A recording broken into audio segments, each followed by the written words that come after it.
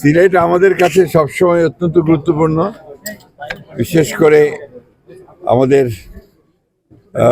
হযরত শাহজালাল হুজুরের যে এখানে দরগাহ শরীফ, হযরত শাহপুরানের এখানে মাজার, আমাদের দলের নেত্রী দেশনেত্রী বেগম খালেদা জিয়া সবসময় সেটা আসলেই তিনি আগে দরগা জিয়ারত করতেন। এটার আমি মনে করি যে আমরা সবাই এই যে একটা স্পিরিচুয়াল ব্যাপার যেটা আছে আর কি আপনার, সেটাতে আমরা অত্যন্ত শান্তি বোধ করি এবং সেই কারণে সিলেটের প্রতি আমাদের আকর্ষণ আছে।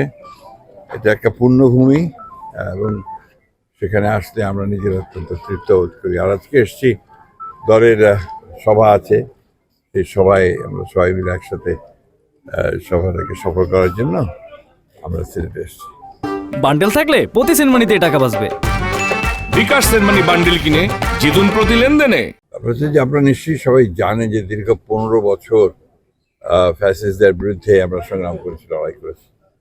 আমাদের প্রায় 60 লক্ষ নেতাকর্মীদের বিরুদ্ধে মিথ্যা মামলা হয়েছে, আমাদের কয়েক হাজার নেতাকর্মীদের হত্যা করা হয়েছে, আমাদের প্রায় 1700-এর উপরে মানুষকে গুম করা হয়েছে। সেখানে আমাদের সিলেটের অত্যন্ত সাহসী নেতা ইলিয়াস আলীও গুম হয়েছেন এবং তারপরে 24 জুলাই আগস্টে ছাত্র জনতার অভ্যুত্থানের মধ্য দিয়ে ফ্যাসিস্ট হাসিনা সরকারের পতন হয়েছে। সেই পতনের পরে আমি একবার একটা ব্যক্তিগত প্রোগ্রামে এসেছিলাম, তারপরে রাজনৈতিক কর্মসূচিতে প্রথম আসা। সেই কারণে এটা আমাদের কাছে অত্যন্ত গুরুত্বপূর্ণ। আমি যারা জুলাই আগস্টের শহীদ হয়েছেন তাদের প্রতি আমি শ্রদ্ধা জানাচ্ছি, যারা আহত হয়েছে তাদের প্রতি সমবেদনা জানাচ্ছি এবং এদের 15 বছরে যারা অনেকেই শহীদ হয়েছেন, আহত হয়েছেন, সকলের প্রতি আমার পক্ষ থেকে, দলের পক্ষ থেকে, দেশের খালেদা জিয়ার পক্ষ থেকে এবং আমাদের নেতা তারেক রহমানের পক্ষ থেকে তাদের প্রতি আমাদের শ্রদ্ধা, সম্মান এবং আমরা আমাদের সহানুভূতি জ্ঞাপন করছি।